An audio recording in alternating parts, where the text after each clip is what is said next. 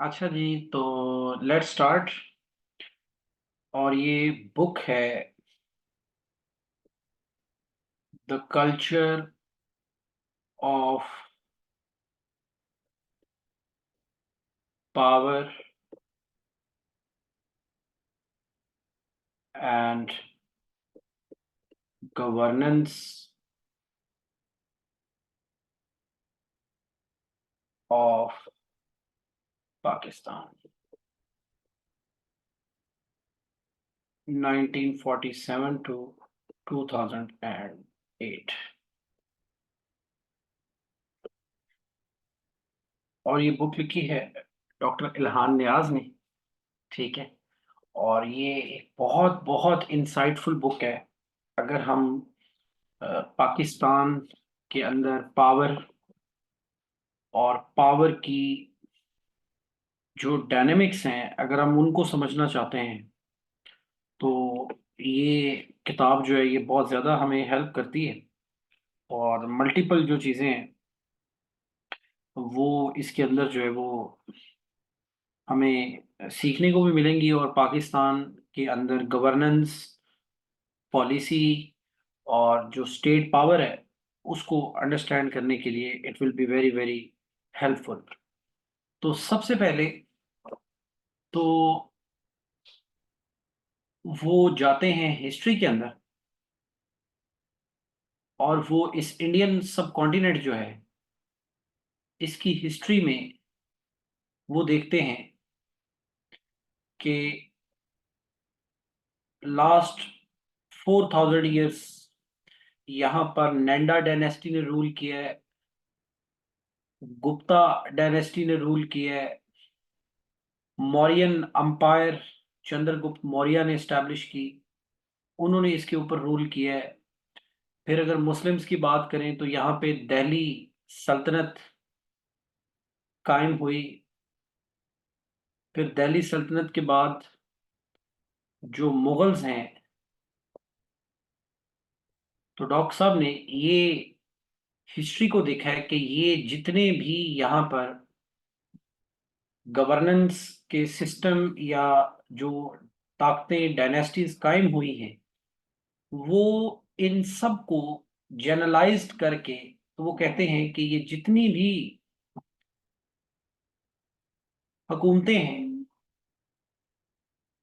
ये जितने भी यहाँ पे डायनेस्टीज हैं, ये सब के सब का जो गवर्नेंस का मॉडल है उसको वो कहते हैं continental bureaucratic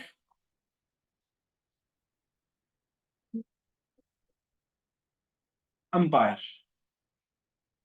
continental bureaucratic umpire. अब ये टर्म जो है ये इस पूरी किताब का थीसिस है कि इस मॉडल के ऊपर जो गवर्नेंस है उसको स्टैब्लिश किया गया है इन द सब कॉन्टिनेंट। तो अब सवाल ये पैदा होता है कि ये ब्यूरोक्रेटिक या कॉन्टिनेंटल जो ब्यूरोक्रेटिक अंपायर है ये क्या है, और इसके जो सेलिएंट फीचर्स हैं वो क्या हैं। तो इन पे जाने से पहले आप एक सिंपल सेंटेंस है उसको अगर आप याद रखें कि जो बरसगीर है या जो ये हमने कॉन्टिनेंटल ब्यूरोक्रेटिक स्टेट का जो मॉडल लिखा है, ठीक है, इसके अंदर जो पावर है।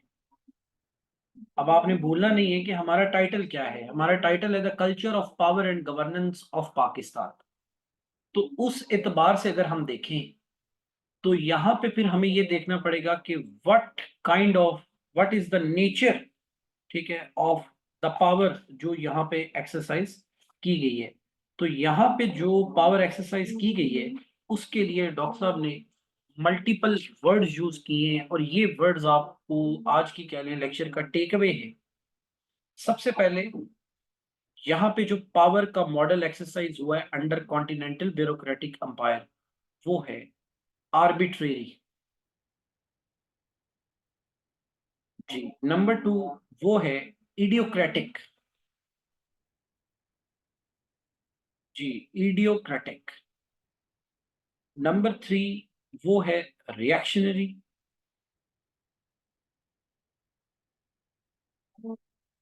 नंबर 4 एब्सोल्यूटिस्ट,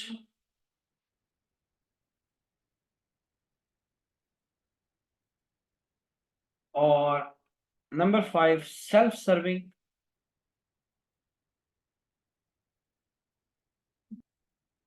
और उसके बाद पर्सनलाइज्ड।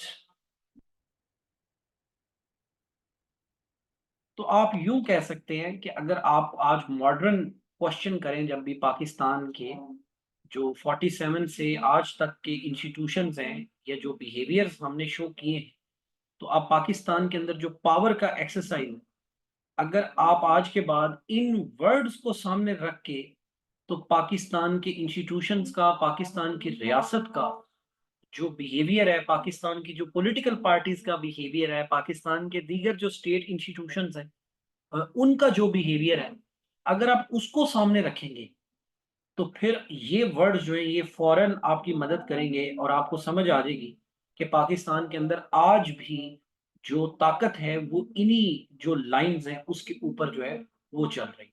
अब इसमें मैं कोशिश करूंगा कि आपको, चूंकि पूरी बुक की हमने एक समरी बनानी है, तो अगर आप हमारे यहाँ मिलिट्री इंस्टीट्यूशन ले लें, आप जुडिशरी ले लें,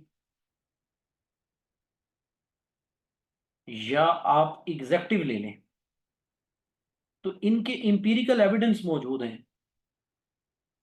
ठीक है, या आप हमारी ब्यूरोक्रेसी ले लें, तो इनके ऊपर इंपीरिकल एविडेंस मौजूद हैं। मिलिट्री ने टेक ओवर किया, मोर देन 2 3 टाइम्स, 4 टाइम्स उन्होंने टेक ओवर किया।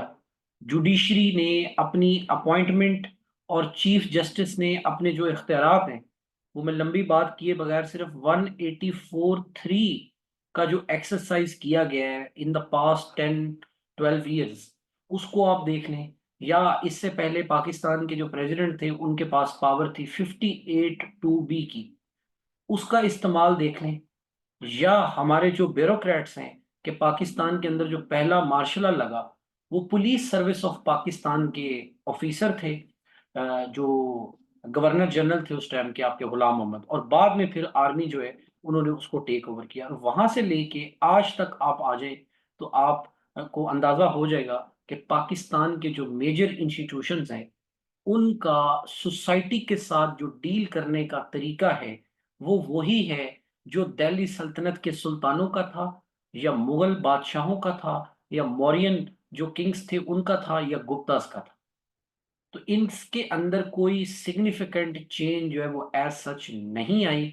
और वो जो सिग्निफिकेंट चेंज नहीं आई उसकी वजह ये है कि ये जो पैटर्न्स हैं पावर को एक्सरसाइज करने के, ठीक है, ये बिल्कुल उसी तरीके से मनोअन जो है ये आज भी प्रैक्टिस हो रहे हैं। ठीक है। और इसके साथ साथ एक और बड़ी दिलचस्प चीज है कि जब डॉक्टर साहब ने बताया कि जब सोसाइटी, अब ये तो था स्टेट के हालात, कि स्टेट किन लाइंस के ऊपर चलेगी, तो जो सोसाइटी है,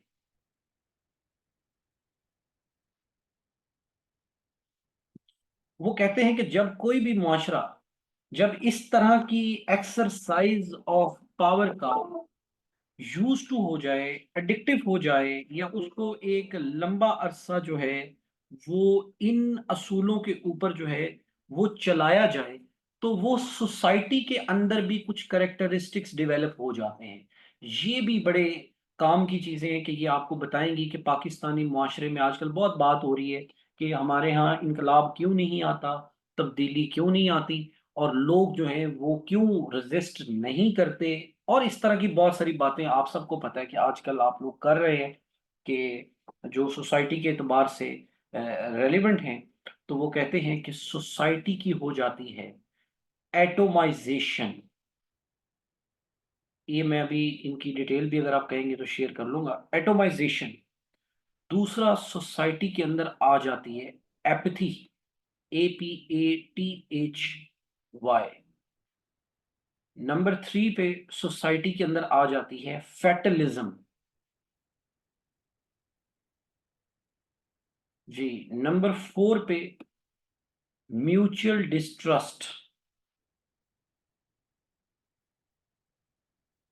जी, म्यूचुअल डिस्ट्रस्ट।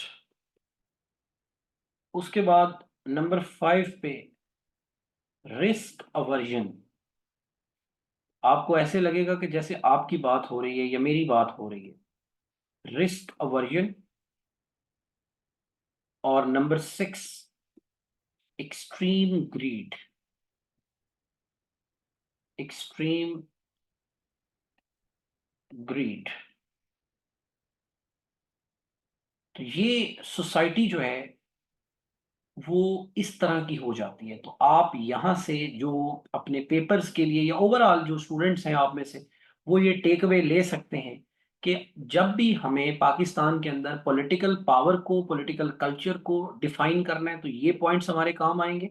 और जब भी हमने सोशल एनालिसिस करना है कि what is the nature of the society, ठीक है, तो नेचर ऑफ द सोसाइटी जो है वो इस तरीके से ही जो है वो चलती रही है। एक सिनिसिज्म जो है वो चलती रही है, ठीक है।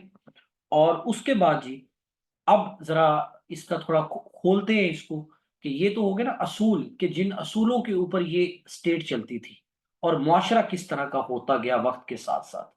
लेकिन अब जरा इस कॉन्टिनेंटल ब्यूरोक्रेटिक अंपायर जो है,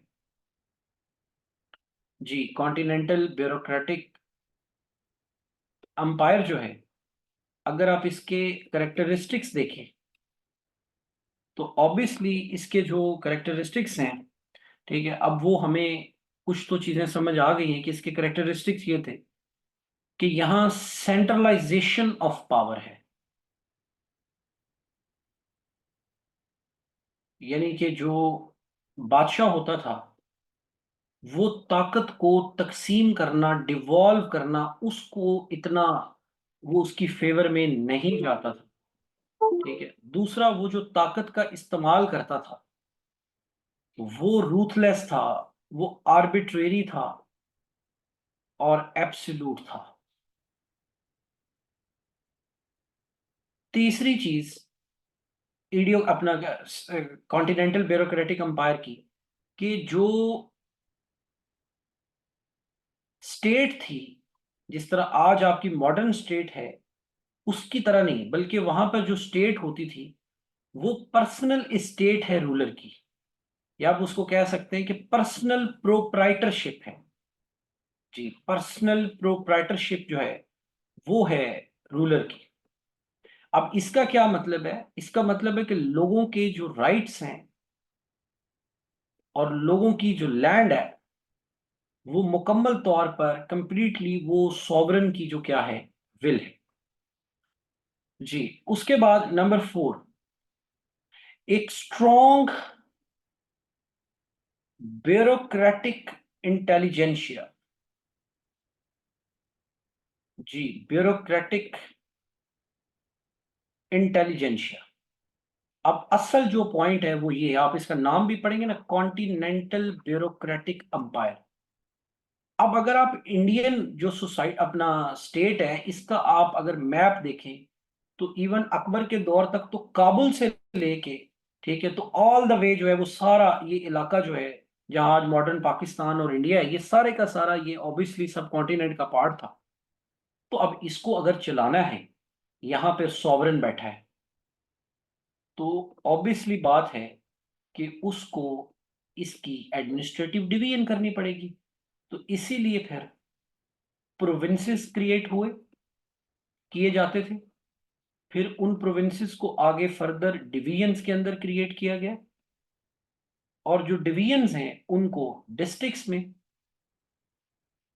और जो डिस्ट्रिक्ट्स हैं उनको आगे सब जो यूनियन काउंसिल लेवल तक आप कह लें कि ये इसकी जो है वो तकसीम की गई एडमिनिस्ट्रेशन करने की खातिर। अब ये सारा निज़ाम, इसका जो सरबराह है वो ये सॉवरन बैठा है, किंग बैठा है। लेकिन इस सब को कंट्रोल करने के लिए एक मुकम्मल फौज जो है वो भर्ती हो गई। अब इसमें मिलिट्री भी शामिल है, ठीक है। इसमें आपकी जो बड़े बड़े, जैसे अब आप सिर्फ अगर उनका ले लें मुगल्स का, तो तब जो इंटेलेक्चुअल क्लास थी, जो लोग उनके वजीर बने, वो मनसबदार कहलाते थे। जो आज आप, और उस सिस्टम को कहा जाता था मनसबदारी। ठीक है, तो ये मॉडर्न आज के दौर में आप इनको ब्यूरोक्रेट्स कह सकते हैं। ठीक है, फिर अकाउंटेंट्स हैं, फाइनेंशियल के एक्सपर्ट्स हैं। ठीक है, फिर क्लर्क्स हैं, मतलब ऊपर से लेके नीचे तक एक पूरी ब्यूरोक्रेटिक जो हायरार्की थी, ठीक है, वो यहाँ पे सारा काम करती थी। अब उनका जो मेन काम है वो क्या है? मेन काम उनका ये है कि उन्होंने जो रेवेन्यू है उसको कलेक्ट करना है, क्योंकि जो स्टेट है वो चलाने के लिए आपने टैक्स भी लगाने हैं, और फिर चूंकि बादशाह की ये पर्सनल प्रॉपर्टी है, तो मोस्ट ऑफ द जो लैंड है उसके ऊपर सिर्फ पीजेंट्स वर्कर्स काम करते हैं, बाकी उसका जो निचोड़ है, ठीक है, वो स्टेट खुद लेके जाएगी। और ऑब्वियसली ये रेवेन्यू कलेक्शन होगी अच्छी, तो उसकी वजह से क्या होगा कि बादशाह जो है उसको अपनी ताकत मेंटेन करने में मदद मिलेगी, क्योंकि इतने बड़े इलाके को रखना है तो फौज भी तो बहुत बड़ी रखनी पड़ेगी, और इतनी बड़ी फौज को मैनेज करने के लिए ढेर सारा पैसा चाहिए। इसी तरह ये जो मनसबदार हैं या ये जो ब्यूरोक्रेटिक इंटेलिजेंशिया है, जब ये क्या करती है, ये पैट्रोनेज कायम कर लेती है। ठीक है जी, वो पैटर्न है, क्योंकि ये जो ब्यूरोक्रेसी है, यहां पे ये याद रखिएगा, ये पर्सनल सर्वेंट है रूलर की। पर्सनल सर्वेंट, कंप्लीट ओबीडियंस है ये। एक सेकंड के लिए भी सॉवरन जो है उसको उससे मुखालिफ नहीं हो सकते, उसके अगेंस्ट नहीं जा सकते, बेशक जो मर्जी हो जाए। आजकल तो ये हो जाता है ना, फिर भी कुछ ना कुछ काफी हद तक। वैसे तो ब्यूरोक्रेट्स में चापलूसी और खुशामद और डरना अपने सीनियर से और जी जी करना, ये इनहेरेंट है। ठीक है ना, वो पहले दिन जो सिविल सर्विसेज ज्वाइन करता है उसको पता चल जाता है कि ये करेक्टरिस्टिक्स अगर मैं अपने अंदर नहीं रखूंगा तो मेरा गुजारा नहीं चलेगा। लेकिन स्टिल फिर भी अगर किसी का दिल हो कोई बगावत करने का या अपनी कोई बात के ऊपर खड़ा होने का, तो कम से कम आज के दौर में कुछ थोड़ा बहुत मौका उसको मिल जाता है। अदरवाइज बादशाहत, जो बादशाह सलामत थे, ये ब्यूरोक्रेट्स जो थे ये उसके पर्सनल सर्वेंट है। अब पर्सनल सर्वेंट का मतलब क्या है? जी, पर्सनल सर्वेंट्स का मतलब क्या है कि आप उसके क्या हैं, आप उस आपको आपने उसके उसको कंप्लीट ओबीडियंस शो करनी है, कंप्लीट लॉयल्टी शो करनी है। तो जाहिर बात है, जब बादशाह को वो लोग रेवेन्यू भी इकट्ठा करके देंगे और बादशाह के ओबीडियंट भी रहेंगे, तो बादशाह जो है उनके साथ पैट्रनेज का जो सिस्टम है, ठीक है, वो तो क्रिएट करेगा ना, क्योंकि उसको अपनी पर्सनल सिक्योरिटी भी तो चाहिए ना। अगर ये इसके खिलाफ हो जाएंगे तो फिर तो तमाशा हो जाएगा। तो इसीलिए फिर ये इनको क्या करता था, जो जमीनें होती थी ये उनको अलॉट कर देता था। ढेर ढेर सारा इलाका जो है वो इनको जो है वो एलोकेट हो जाता था, और ढेर सारे पर्क्स हैं, जो प्रिविलेजेस हैं, और हाईएस्ट जो पे ग्रेड है वो इनका ही होता था। ठीक है, और इनको सपोर्ट करने के लिए जी, जो दूसरा बड़ा वेपन ब्यूरोक्रेटिक कॉन्टिनेंटल अंपायर के अंदर वो रखते थे, वो थी आपकी रिलीजियस एस्टेब्लिशमेंट। ब्यूरोक्रेटिक इंटेलिजेंशिया, और साथ क्रिएट कर लेते थे रिलीजियस एस्टेब्लिशमेंट। तो रिलीजियस एस्टेब्लिशमेंट जो थी, इसका काम है बादशाह की बादशाही को इंटैक्ट रखना, उसको लेजिटिमेट करना, ठीक है, उसकी तारीफ करना, उसके रूल को जस्टिफाई करना, ठीक है, उसको उसको लेजिटिमेसी देना, और मुश्किल वक्त में उसका साथ देना। और दूसरी तरफ जो है जो मजहबी तबका था, तो वो ऑब्वियस बात है वो रियासती ओहदों में दिलचस्पी रखता था, क्योंकि तब जो है, जिस तरह आजकल आपके यहाँ फेडरल शरिया कोर्ट है, या आपके यहाँ जो है वो आपकी इस्लामिक आइडियोलॉजिकल काउंसिल है, और दीगर तमाम रियासती जो इदारे हैं उनके अंदर मजहब को अकोमोडेट किया गया है। ठीक है, तो ये सारे जो ओहदे थे, तब वो काजी की ओहदे की शक्ल में, या जुडिशियल जो अपॉइंटमेंट्स होती थी वो फिर उन लोगों में से होती थी जो रिलीजियस एस्टेब्लिशमेंट का हिस्सा होते थे। ठीक है, तो ये भी जरूरी है, यानी कि एक तरफ ब्यूरोक्रेटिक इंटेलिजेंशिया और दूसरी तरफ रिलीजियस एस्टेब्लिशमेंट, ताकि एक जो है वो सॉवरन की जो पावर है उसको with force, with fear, with violence वो एक्सरसाइज करे, और दूसरी जो है वो उसको सोशल कंट्रोल में हेल्प करे, सोसाइटी को कंट्रोल करने में जो है वो क्या करे, हेल्प करे। तो this is how this model, ये जो ब्यूरोक्रेटिक कॉन्टिनेंटल अंपायर है, ठीक है, ये चल रहा था। अब इसके नीचे स्टूडेंट्स, जी, इसके बाद नंबर 6 पे अगर हम बात करें, तो ऑब्वियसली इंडियन सोसाइटी में शुरू से ही क्लास स्ट्रक्चर और जो क्लास डिवीजन है वो तो मौजूद था ही, लेकिन उसको इंटैक्ट रखा गया, ठीक है, उसको मेंटेन रखा गया, क्योंकि वो सोसाइटी में जरूरी था, ताकि लोग जो हैं वो वर्टिकल लाइंस पर, यानी कि कोई अमीर है तो कोई गरीब है, कोई मनसबदार है तो कोई क्लर्क है, ताकि तबकाती निज़ाम बना रहे। और दूसरी तरफ हॉरिजॉन्टल जो डिवीजन थी वो भी थी, कि एक सुन्नी है तो एक शिया है, एक पंजाबी है तो एक पश्तून है, एक बलोच है तो एक सराइकी है। इस तरीके से ये जो डिवीजन थी इसको इंटैक्ट रखा गया, और सोसाइटी के अंदर जिसका जो स्टेटस है, जिसका जो मुकाम है, ठीक है, वो उसी क्लास सिस्टम जो है उसके तहत जो है वो तय होता था। और ये सब भी इसीलिए रखा जाता था, ताकि जो सॉवरन है वो उसके खिलाफ सोसाइटी में से कोई बगावत पैदा ना हो, सोसाइटी के अंदर से किसी भी किस्म की कोई जो मुखालफत है, ठीक है, वो जो है वो पैदा ना हो। जी, तो इस तरीके से ये एक इडियोक्रेटिक जो ओरिएंटेशन ऑफ पावर है स्टेट की, वो जो है वो चलती रहती है, ठीक है।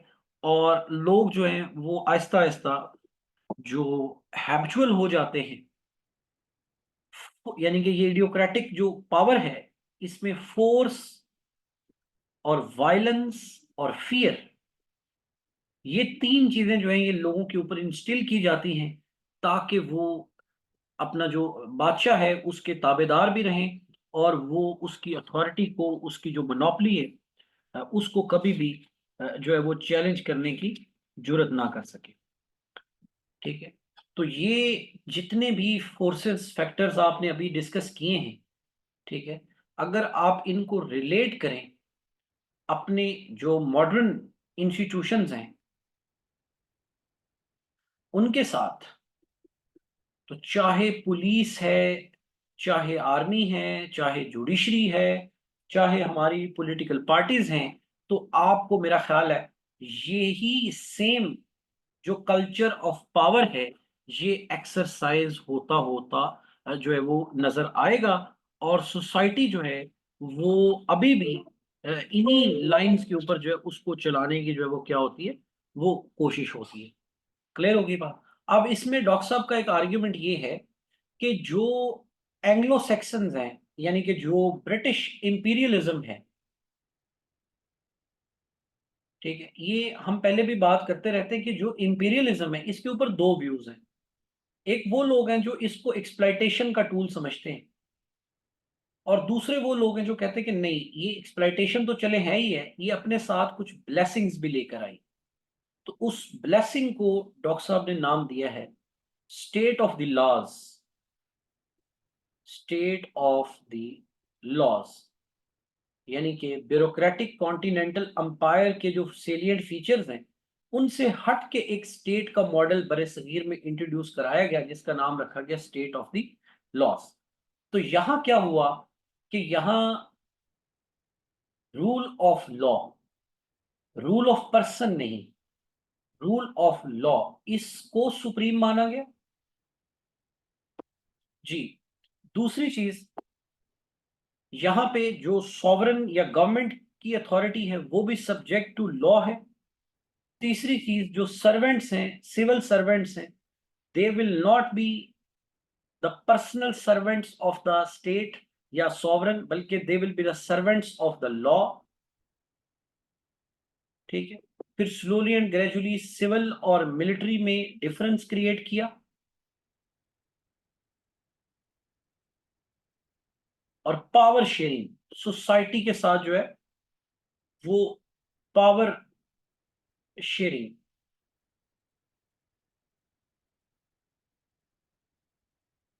तो ये उनका मानना था कि जब गोरा आया तो उसने इन प्रिंसिपल्स के ऊपर जो है वो आहिस्ता आहिस्ता चीजों को चलाने की कोशिश की।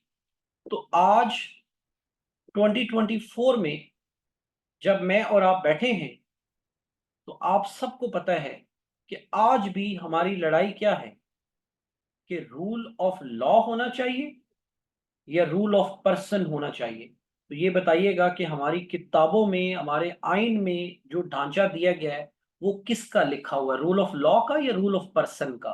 तो मेरा ख्याल है हर जगह पे लिखा हुआ है रूल ऑफ लॉ।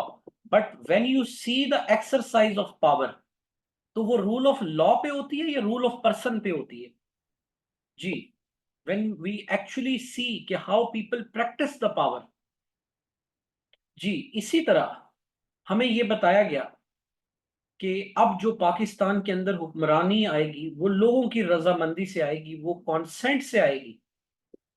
ठीक है, लेकिन आज भी कॉन्सेंट वर्सेस कोहर्जन, ये सोसाइटी के अंदर अगर आप खुले दिल से इसको देखेंगे तो आपको आज भी पता चलेगा कि मुआशरा जो है उसको आज भी फोर्स और कोहर्जन जो है उसके थ्रू चलाया जा रहा है।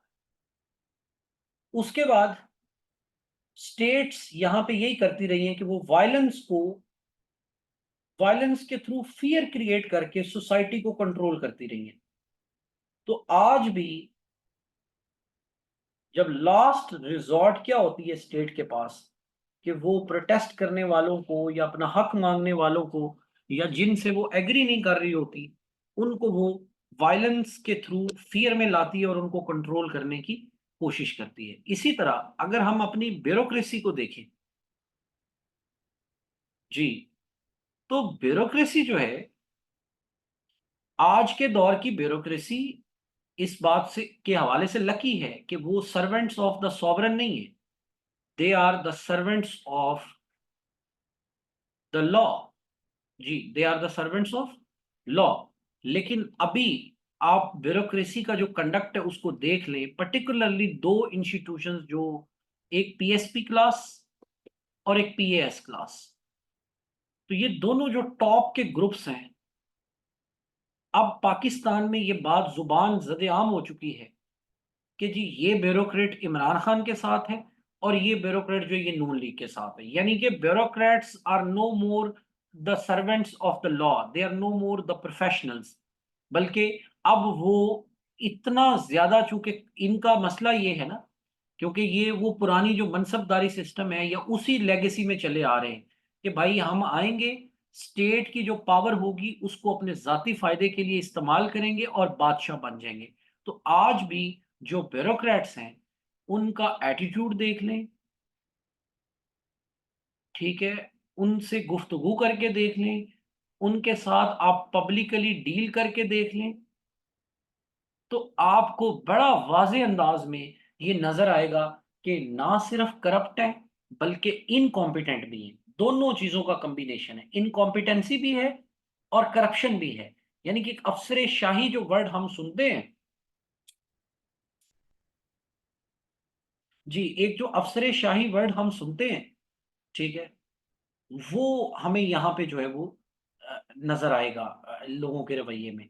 ठीक है, और जहां तक बात है सोसाइटी के अंदर कंट्रोल करने की, तो अभी बहुत सारे लोग बात करते हैं कि जी जो पीटीआई है उसके ऊपर बहुत वायलेंस हुआ है।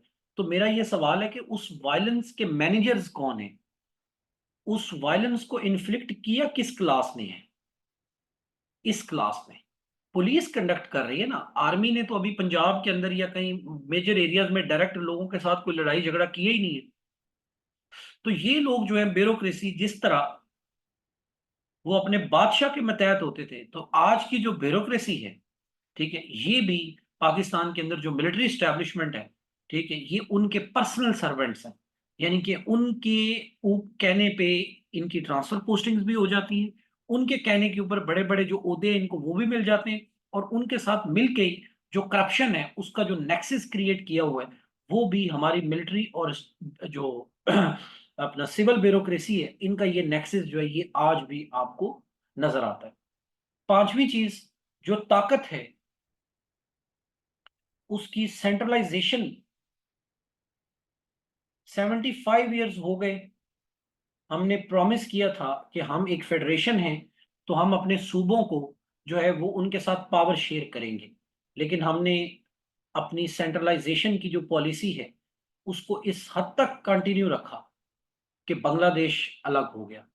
फिर हमने सेंट्रलाइजेशन की पॉलिसी को इस हद तक चलाया कि अफगानिस्तान अपना बलूचिस्तान के अंदर रेजिस्टेंस और सेपरेटिस्ट मूवमेंट स्टार्ट हो गई। जो आपका सिंध है उसके अंदर सेपरेटिस्ट मूवमेंट स्टार्ट हो गई। आज भी आपकी जो पॉलिटिकल पार्टीज हैं जो सबसे ज्यादा जमहूरियत का नारा लगाते हैं, अगर आप उनके अंदर जो ताकत है उसका स्ट्रक्चर देखेंगे तो आम वर्कर जो नीचे सेकंड थर्ड टायर लीडरशिप है, मोस्ट ऑफ द टाइम्स उनके पास जो ताकत को एक्सरसाइज करना है वो नहीं है, बल्कि जो ऊपर लोग हैं, फैमिलीज हैं जो इसको कंट्रोल कर रही हैं, उन्हीं के पास जो ताकत है वो है। और आज भी ये मैं पहले भी बात कर चुका हूं कि आज पाकिस्तान की पॉलिटिक्स का सबसे बड़ा जो थीम है वो ये है, absolutism and personalisation of power. ठीक है, अगर कानून नहीं है एक्सटेंशन का तो वो बना लेते हैं, जिन्होंने एक्सटेंशन रोकनी होती है वो एक्सटेंशन दे देते हैं। पार्लियामेंट ने उस चीज के ऊपर अवाम के हक में कानून साजी करनी होती है, वो आर्मी चीफ के हक में कानून साजी कर देते हैं। ठीक है, और जो शख्स भी ब्यूरोक्रेसी से लेकर जजेस तक वो रियासत की ताकत को एक अन रिस्ट्रिक्टेड मैनर में इस्तेमाल करता है, अनलिमिटेड मैनर में इस्तेमाल करता है और उसको अपने जाती फायदे के लिए और जात की तरजीह के लिए वो जो है इसको इस्तेमाल करता है। तो ये जो किताब है it gives us the insight कि पाकिस्तान के अंदर जो स्टेट ऑफ द लॉज है ये अभी एक डिस्टेंट रियलिटी है, एक डिस्टेंट ड्रीम है। It is a dream, it is not a reality. सिर्फ कॉन्स्टिट्यूशन ऐसा बना देने से, कॉन्स्टिट्यूशन के अंदर मोटे मोटे लफ्ज लिख देने से ये सारे जो प्रिंसिपल हैं ये एस्टैब्लिश नहीं होंगे, बल्कि पाकिस्तान को फिर अल्टरनेटिवली ये जो पावर का कल्चर है, इडियोक्रेटिक या एब्सोल्यूटिस्ट जो या personal culture of power and governance है, यहां से हमें ट्रांजिशन मारनी पड़ेगी लॉ की तरफ, रूल ऑफ लॉ की तरफ, सिविल मिलिट्री की तरफ। तो ये दो पैराडाइम्स हैं, यहां से हमने शिफ्ट करना है कोहर्जन से कंसेंट की तरफ, वायलेंस और फियर की बजाय कंपैशन की तरफ, और जो ब्यूरोक्रेसी के पास ये एब्सोल्यूट अल्टीमेट कंट्रोल है, ठीक है, इसके ऊपर लॉ जो है उसको सुपीरियर करना पड़ेगा, ताकि जो लॉ है वो ब्यूरोक्रेट के भी जो कंडक्ट है उसको लॉ चलाए। ये नहीं है कि वो करप्शन भी करे, रियासत के अंदर नाजायज अपने इख्तियारात का इस्तेमाल भी करे और उसके बाद वो ये भी कहे कि मैं पाकिस्तान का सबसे ज़हीन भी आदमी भी हूँ और सबसे ज्यादा समझदार आदमी भी हूँ। ठीक है, तो ऐसा नहीं हो सकता। ठीक है, इसी तरह जो सेंट्रलाइजेशन ऑफ पावर है इसने पाकिस्तान का हमेशा नुकसान किया है।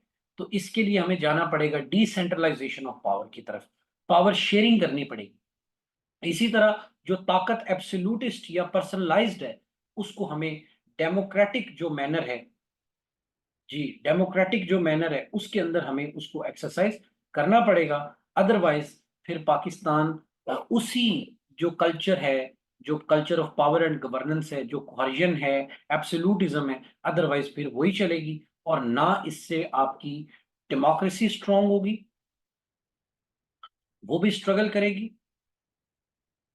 बल्कि इस टाइम जो सबसे बड़ी बात है कि पाकिस्तान को पॉलिटिकल स्टेबिलिटी अचीव करनी है, तो ये जो इस टाइम हमारे यहाँ पावर पॉलिटिक्स चल रही है इसके अंदर तो कोई भी ग्रुप जो है वो दूसरे से कॉपरेशन करेगा ही नहीं। तो इसका मतलब है कि इंस्टेबिलिटी आनी आनी है। तो अगर हमें डेमोक्रेसी चाहिए और पॉलिटिकल इंस्टेबिलिटी की बजाय स्टेबिलिटी चाहिए, और ये दोनों चीजें लाजमो मलजूम हो गई हैं पाकिस्तान के लिए, अगर हमें इकोनॉमी को ठीक करना है, इस टाइम बहुत बड़ा इशू जो है वो आपकी इकोनॉमी है। तो ये सब चीजें कलेक्टिवली जुड़ी हुई हैं कि आपके मुआशरे के अंदर जो रियासत है वो ताकत को और ताकत का जो इस्तेमाल है, ठीक है, उसको किस तरीके से करती है। क्या वो वही पुरानी जो लाइंस हैं उनके ऊपर करेगी, या वो इनको जो ये स्टेट ऑफ द लॉज का फार्मूला है कि रूल ऑफ लॉ के मुताबिक चले। ठीक है, एक सिविल मिलिट्री रिलेशंस में डिस्टिंक्शन रहनी चाहिए, पावर शेयरिंग करेंगे, ये मॉडल पे चलाना है या उसी पुराने मॉडल पे चलाना है। तो आप सबके सामने ये बात है कि अगर हम इसी तरह एब्सोल्यूटिज्म के ऊपर चलते रहेंगे तो फिर सोसाइटी तो पहले ही डॉक्टर साहब ने एक्सप्लेन कर दी है कि सोसाइटी के अंदर फिर लोग जो हैं वो ग्रीडी हो जाते हैं। तो मेरा ख्याल है अगर हम सब कबूल करें तो इस टाइम माशरे में ग्रीड अपने पीक पर है। इसी तरह डॉक्टर साहब ने सोसाइटी के बारे में लिखा है कि सोसाइटी जो है वो सेल्फ सर्विंग हो जाएगी। तो इस टाइम जाती मुफाद जो है वो अपने पीक के ऊपर है। और अगर उसी तीसरी चीज को देखें कि जो सोसाइटी है वो म्यूचुअल डिस्ट्रस्ट का शिकार हो जाएगी। तो मेरा ख्याल है ये मैं अक्सर हम अपनी क्लास में भी बात करते हैं कि सीएसएस क्यों कर रहे हैं आप। तो बहुत सारे जो बच्चे हैं वो इसका बड़ा मासूमाना जवाब दे रहे होते हैं, खिदमत के लिए, फलां के लिए। नहीं भाई, ये बेसिकली आपको पता है या नहीं पता, बट आपको ये जरूर पता है कि ब्यूरोक्रेसी का अगर मैं हिस्सा बन जाऊंगा तो फिर मुझे सोसाइटी के अंदर से जो फियर आता है दूसरे लोगों से, या दूसरे लोग जो ताकत के अंदर है, जो मुझे डराते हैं, ठीक है, मैं इन तमाम चीजों से महफूज हो जाऊंगा और मेरे पास सिक्योरिटी, जी, जो सिक्योरिटी है वो आ जाएगी। और ये फर्स्ट स्टेज होती है। और जब सिक्योरिटी आ जाएगी तो फिर मैं बाकी लोगों को अपने उस रियासती ओहदे से क्या कर सकता हूँ, डरा भी सकता हूँ और अपनी मर्जी से उनको जो है वो कंट्रोल कर सकता हूँ।